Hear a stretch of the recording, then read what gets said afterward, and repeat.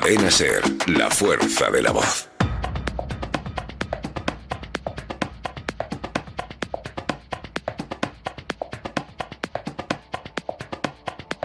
Hoy por hoy Madrid Sierra.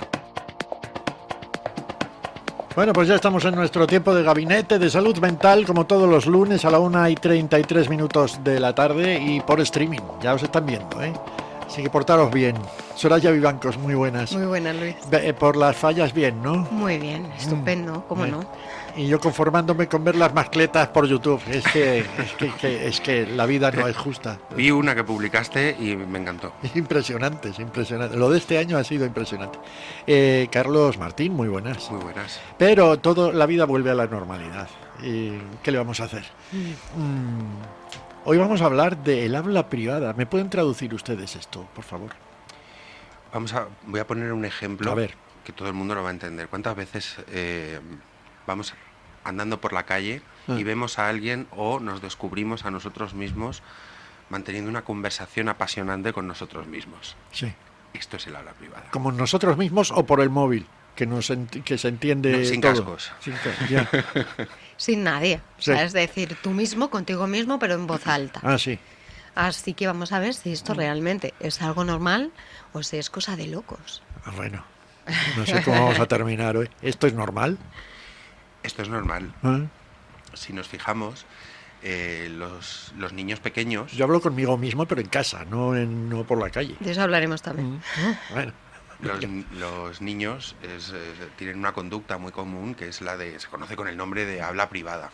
Incluso tienen amigos imaginarios con los que hablan, los dan de comer, salen juntos al parque y no deja de ser una parte de nosotros mismos. Eso es normal también, ¿no? Que no se asusten los padres de eso, ¿no? Es muy común tener un amigo invisible. Bien. ¿Alguna vez han venido a consulta por esto, eh? Ah, sí. Sí. Los más apocados. Ya. Y vamos a hablar de esta facultad, por qué se produce y cómo se transforma a lo largo de la vida de una persona. Porque, bueno, comentábamos fuera off the record que este habla privada que vemos en los niños, que es algo muy común, desaparece a los pocos años de edad por un tema de socialización, pero en la edad adulta vuelve a aparecer. Y conforme vamos cumpliendo años es mucho más común mantener estos diálogos internos. Sí. A ver, todos, como decía Carlos, es una función evolutiva. Nosotros así nos desarrollamos, empezamos a hablar con nosotros mismos para desarrollar nuestras funciones. Es una forma de repetir. El cerebro de un niño pequeño es sumamente plástico y repite todo lo que ve alrededor, ¿no? Y es una forma de integrar, de incorporar roles, ¿no? Entonces, a partir de los 2-3 años, el niño empieza a hablar. Yo lo veo en mi hija, ¿no? Empieza a hablar continuamente, tiene sus diálogos, sus speeches ya sola, y dices, bueno, ¿qué estará diciendo? Luego cuando juega igual, y esto es una muy buena señal porque está trabajando también la creatividad, la imaginación y esos roles de los cuales hablábamos, perdón. Luego, a partir de los 5 o 7 años, ese habla empieza a descender, a desaparecer, porque al final a nivel social se les empieza a coartar, se les empieza a decir que no está bien y se dan cuenta de que es algo que es mejor tenerlo en privado, si se tiene, ¿no? Entonces, habrá gente que es más parlanchina, es decir, que tiende a hablar más en voz alta. Estudios lo vinculan a gente que está más sola. Claro, al final somos seres sociales y necesitamos sentirnos acompañados y sentir que hablamos y que nos responden, ¿no? Entonces muchas veces por eso lo hacemos y tiene sentido lo que hablaba Carlos, porque al final vas siendo más mayor y ya te van dando un poco más igual los convencionalismos sociales y también pues yo que sé, muchas veces también te quedas más solo, ¿no? Entonces necesitas esa forma de expresión tan natural y tan positiva, porque vamos a hablar sobre los elementos positivos que entraña hablar en voz alta solo, ¿no? Que aunque quede muy mal y la gente lo repruebe, en realidad es una forma de estimular la inteligencia incluso, ¿no? Entonces aquí lo dejo. Y luego también se estima que los hijas que han sido hijos únicos, hijas únicas, pues tienden también a tener ese habla más desarrollado porque ha sido algo con el que han establecido de manera más natural que a lo mejor los que han tenido hermanos con los cuales pueden interactuar de forma más natural. ¿Y de qué hablamos cuando hablamos solos, con nosotros mismos? Pues aquí, fíjate, no hay Yo un digo, a lo patrón. mejor hay un tema de conversación, un patrón para toda Pues la mira, gente. puede abarcar desde situaciones que deseamos, desde situaciones que justo todo lo contrario no deseamos y que no hay más narices que tenerla. Pensemos, por ejemplo, una discusión en el trabajo, una reunión incómoda en el trabajo, temas familiares. Esto que hemos hablado alguna vez de cara a las Navidades, como venga y me diga que esto es porque previamente hemos tenido que elaborar un discurso privado con nosotros Sí. mismos. Suele ser aquello que suscita o genera emociones, tanto positivas como negativas, como, en la persona que lo está padeciendo o que lo está sintiendo en ese momento. Bueno, en cuanto a temas, luego hablaremos, si nos da tiempo y si no, en un programa posterior, de las voces que ya no entran dentro de la normalidad. Pero por responderte y siendo breve, aquello que nos suscita emociones positivas o negativas. De todo, o sea, el abanico puede ser positivo o negativo. Lo que pasa es que a veces esas voces no nos ayudan si el discurso es muy crítico, porque si nosotros nos reprendemos por dentro con esas voces internas, que todos tenemos esos pensamientos, pero también lo hacemos desde fuera, al final es como que nos caen somanta de palos por todos sitios. Y no es positivo porque no nos motiva, nos hace sentir cada vez peor con nosotros mismos, pero puede tener muchas funciones y ahora entraremos a verlas. Entre ello, pues motivadoras. Muchas veces, pues deportistas, se han hecho investigaciones en donde antes de jugar un partido, jugadores de baloncesto, por ejemplo, Que se animan ellos mismos. claro, se daban o bien autoinstrucciones, que es otra de las funciones, o bien se motivaban, ¿no?, con frases motivadoras y les funcionaba muchísimo, hacía que estuvieran más centrados y que se sintieran mejor consigo mismos. Tenemos que entender que el dirigir nuestro foco de atención hacia algo de este tipo y encima que es positivo, hace que si tenemos miedos, inseguridades, que si de alguna forma somos muy críticos, redirigimos la atención de esa voz crítica interna hacia algo positivo.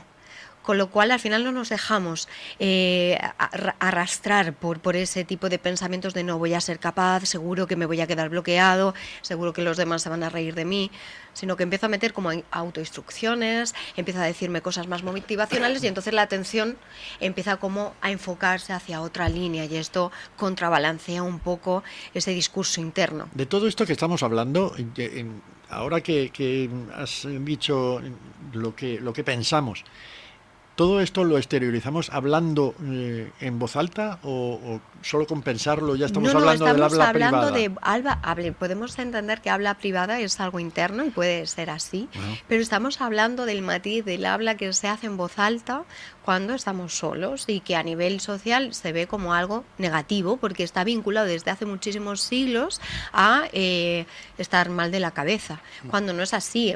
Deberíamos estar mal de la cabeza un montón de gente. Todos, ¿sabes? porque además es lo que decíamos, cuando nos motivamos, cuando estamos con estrés, muchas veces es como que necesitamos, venga, ahora tienes que hacer esto, ¿no? Te vas dando un poco las instrucciones que tienes que dar para seguir hacia adelante. Con estrés, pues vas soltando, mientras que vas haciendo cosas, vas hablando y también a veces te ayuda a canalizar, otras veces al revés, ¿no? Porque si estás con una habla muy crítica, pues puede ser que añadas más estrés a la propia situación, ¿no? Pero tendemos a hablar en muchas situaciones, y yo creo que todo ser humano lo hace. Es verdad, como decíamos, que hay personas que son más parlanchinas que otras a la hora de hablar solos, pero normalmente hablamos todos en determinados contextos y hacia el final yo creo que hablaremos sobre todo sobre los beneficios de esto. ¿Cuál es la parte negativa de ello? Bueno, la parte negativa quizá vaya más relacionada cuando se produce una ruptura con la realidad, cuando se desvirtúan esos pensamientos, esas voces, esas conversaciones y pensamos que esto atiende a otro tipo de causas, o bien que hay una persona que me está hablando a través de la mente, bien que me ha poseído alguien. En definitiva, no hay una atribución, o sea, uno cuando está hablando solo en su casa en voz alta o no, es consciente de que está hablando solo y de que, aunque esté interpelando a Luis porque me la haya imaginado yo en la mente, pero sabemos que no es Luis quien está dentro de mi mente. Ese yo creo que es el punto de inflexión. Y decíais antes que a lo largo de la historia se ha asociado a la locura, y fijaos cuántas... A la esquizofrenia concretamente, ¿no? Sí. Sí, a la esquizofrenia, a la psicosis, y desde la parte más espiritual a las posesiones, tanto demoníacas como divinas. Hay casos documentados, sobre todo en Latinoamérica. En España hay muchos casos, pero en Latinoamérica hay muchos. Italia. Y en Italia, perdón. Donde se ven casos en los que uno ha sido poseído por un santo, por un demonio, y atiende a otro tipo de cuestiones que más bien tienen que ver con la esquizofrenia o con la psicosis, que con una posesión, digamos, divina. Sigamos con el tema que iniciábamos antes. En esta línea me preguntabas si era negativo. Pues por supuesto, cuando estamos hablando de este lenguaje que rompe a veces con la realidad y tiene un carácter más negativo, en donde estamos teniendo alucinaciones auditivas, que esto ahora mismo está mucho mejor tratado, porque antes se estigmatizaba muchísimo a las personas que realmente pues sufrían este tipo de problemas, porque era pues muchas veces vemos en la televisión pues que una persona con esquizofrenia ha atacado a otra, tal, y asociamos a los enfermos con estas patologías de violentos, y no es cierto, ¿no? Hay casos, pero también hay muchos otros casos en la población, o sea, es igual, o sea, el mismo índice hay en personas que tienen trastornos mentales que personas que no los tienen de ser violentas. Entonces, cuidado con entrar en este tipo de estigmas tan negativos. Ahora, afortunadamente, se está avanzando mucho en el tema y estamos leyendo sobre grupos, ¿no?, que se establecen en las personas que tienen enfermedades mentales de este tipo, y que se llaman escuchadores de mente, y lo que hacen es, de alguna forma, es escuchar, como haríamos todos, porque creo que es importante que todos tengamos la capacidad objetiva de escuchar nuestros pensamientos, porque todos tienen como un mensaje para poder transmitirnos. En muchos casos, si somos críticos, nos hablan de lo que deberíamos hacer, entra en esas reglas a lo mejor tan estrictas que hemos adquirido y que no son justas tampoco para nosotros, que replicamos como forma de seguir hacia adelante. Muchas otras veces son una forma de alentarnos, una forma de expresar miedo.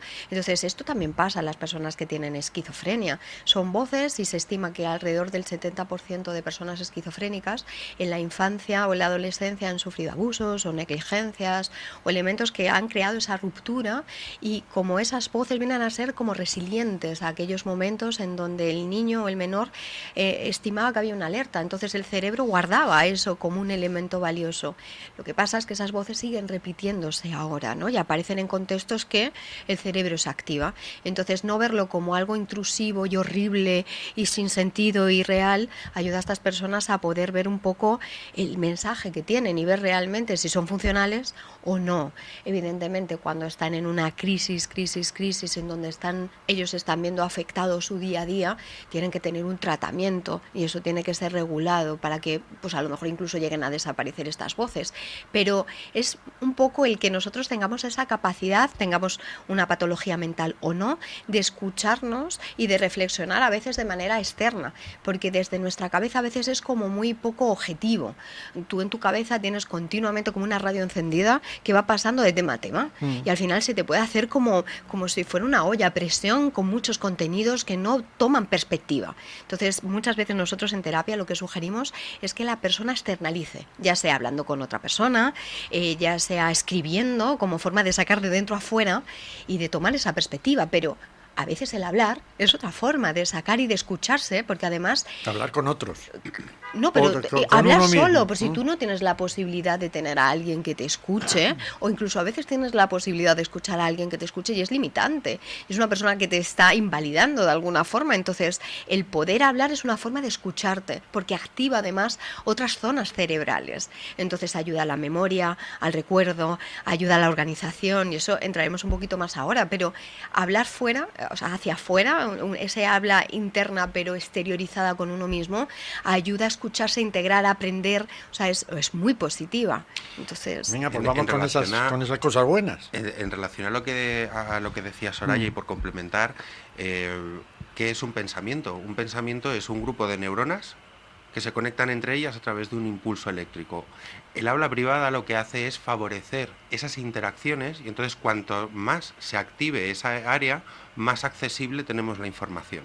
De tal manera que desde el punto de vista del aprendizaje, de la atención, de la memoria, de las habilidades sociales, de la autorregulación emocional, desde ese punto de vista el aula privada es maravilloso porque es una manera que tenemos de entrenarnos y que no debe ocultarse tampoco ni avergonzarse uno de ello. Digo esto porque sí que he tenido pacientes que de alguna manera referían que se sorprendían a ellos mismos hablando solos y lo atribuían a algo negativo, con una connotación negativa. No es negativo, forma parte de los seres humanos y cuanto antes lo normalicemos, mucho mejor. Pero, insisto, favorece mucho las conexiones neuronales. Es una actividad que desde luego es muy placentera, porque cuando uno termina de tener ese diálogo, uno siente como que se ha quitado un peso de encima en algunos casos, y en segundo lugar es muy productiva porque nos ayuda a entrenar otro tipo de habilidades. ¿Se puede uno enfadar consigo mismo? Claro. Y como juegas como con roles, porque muchas veces hay gente que nos viene a consulta diciéndonos, es que tengo voces diferentes, no sé si es esquizofrenia. Entonces, cuando indagas un poco, te das cuenta que el cerebro es tan maravilloso que tiene la capacidad de jugar roles distintos, ¿no? No estamos hablando de a nivel patológico. Entonces, en ese punto la persona pues es como que se pone a hablar como si estuviera ante una situación en la perspectiva de otras, pero sabiendo siempre que eres tú, tu cabeza, la que está hablando y la que está interactuando. De hecho, las resonancias magnéticas, muchas veces, cuando se produce este habla hacia otro, como si estuvieras interactuando, muchas veces estás ensayando y es esto, se activan las mismas áreas que si estuvieras realmente hablando con otra persona. Entonces, si recordamos cuando éramos pequeños o cuando estábamos estudiando carrera o no, al estudiar en sí muchas veces era importante el verbalizar y repetir en voz alta como forma de integrar el conocimiento. Y es así. Vuelvo al punto de autoinstrucciones, el decirnos en voz alta, oye, que tú eres capaz, que seguro que lo vas a hacer bien, o a veces algunas que pueden ser un poco más realistas en el punto de, bueno, esta vez no te ha salido bien, pero seguro que eres capaz de mejorarlo en la próxima. Todo esto nos ayuda a tener como una línea de visión dirigida hacia nuestra meta, ¿no? Y a tener como una retroalimentación incluso positiva o por ejemplo, se han hecho estudios sobre personas que van a la compra y que unas no tienen en absoluto, unos no repiten lo que tienen los productos que tienen que comprar y otros que sí, y los que sí lo van repitiendo acceden mucho más al recuerdo, son capaces de recordar con más facilidad esos productos, los compran de forma como más, llegan a ellos de forma más sencilla que aquellas personas que simplemente lo tienen apuntado, ¿no? O sea, el hablar en voz alta, aunque esté mal visto, señores y señoras, es algo súper positivo porque nos ayuda a memorizar, a expresarnos, porque muchas veces nos quedamos con esa espinita de no poder compartir las cosas y a otras muchas funciones como hemos visto, ¿no? Y me quedo con una cosa que tú has dicho para continuar, es un juego. O sea, no dejamos de jugar. Yo esto lo repito mucho con mis pacientes, que aunque tengamos la edad que tengamos, nos encanta jugar. Cuando somos pequeños ponemos una canción 30 veces y si no, un vídeo de Bob Esponja, sí, Pocoyo, similares. Es decir, necesitamos darle sentido a todo lo que nos acontece. Y el habla privada, de alguna manera, es volver a la situación de la cual no le hemos sacado todo el sentido o el significado a lo que nos acontece, y de ahí podemos repetir 40.000 veces tenemos que dar una clase, o vamos a ir a la radio y qué es lo que tengo que decir. No deja de ser una parte del juego. Abogo como Soraya, dejemos de ver esto como algo socialmente inaceptable para entender que esto forma parte de la normalidad y que si vamos viendo, o sea, vemos a alguien por la calle, hablando en voz alta o no, pero vemos que está teniendo su diálogo, lejos de reírnos, pensemos que nosotros o nos han pillado alguna vez o están a punto de pillarnos hablando. Yo es que solo veo a gente hablando en voz alta, pero es que van hablando por teléfono, que cosa que no entiendo, esa falta de intimidad también a la hora de hablar por teléfono, a mí yo sería incapaz. Es que lo de manos libres andando por la calle, sí, no lo veo, pero... Es alucinante. Pero ¿cómo reaccionaba la gente antes de que la psicología moderna se diera cuenta de todas estas cosas? ¿Acababan en la hoguera también? O en la hoguera, supongo, en psiquiátricos, pero Madre si mía. nos remontamos a Grecia, que en realidad Grecia con los filósofos como que reflexionaban mucho, esto era un potencial. El oráculo de Delfos se basaba en todas las voces, lo que te tenía que hablar, ¿no? El destino, ¿no? Entonces, el escuchar voces en ese contexto era algo súper positivo. Yo no digo que sea positivo lo que resulta realmente negativo, esas voces que a lo mejor a veces entran en hacernos daño, son críticas, nos invalidan efectivamente eso, ¿no? O aquellas que las notamos cuando estamos hablando de trastornos mentales o de enfermedades mentales que acaban pues sintiéndose como algo muy intrusivo que nos hace daño y nos limita. No me refiero a esas voces, pero sí tenemos que empezar a escucharnos más, a normalizar nuestro pensamiento, a tratar de entenderlo, de escucharlo, porque así vamos a sacar una información valiosa sobre nosotros mismos, vamos a mejorar nuestro autoconocimiento y esto es clave como estrategia para funcionar en nuestro día a día. Y de hecho, solo para terminar, nosotros en consulta gran parte de nuestro trabajo se centra en cómo dirigirnos hacia nosotros mismos. Esto que decía Soraya de no me siento capaz, me va a salir mal, seguro que puntos suspensivos como algo precontemplativo a la catástrofe, y esto se puede modificar, podemos cambiar nuestra forma de dialogar con nosotros para activar otro tipo de conexiones neuronales que sean mucho más eficaces en nuestro día a día. Así que invitados está todo el mundo. Es decir, todo normal, Exacto. salvo que un día, por cualquier cosa, una de esas voces nos diga, mátala. Exacto, Entonces tírate ya, por la ventana. o sea, Claro, ese tipo de cosas eso evidentemente ya, no. sí. Pero además piensen, la mayoría lo hacemos. Si lo hacemos a escondidas, oye, empecemos a normalizar. En realidad lo hacemos por vergüenza. Lo necesitamos, es parte de nosotros y además nos ayuda a avanzar en muchos aspectos, como hemos visto. Vamos a practicarlo. Soraya Vivancos, Carlos Martín, muchas gracias una semana más por este tema apasionante y la semana que viene volvemos con otro, si os parece. Claro que ¿Os sí. parece? Hasta la próxima, pues. Hasta luego.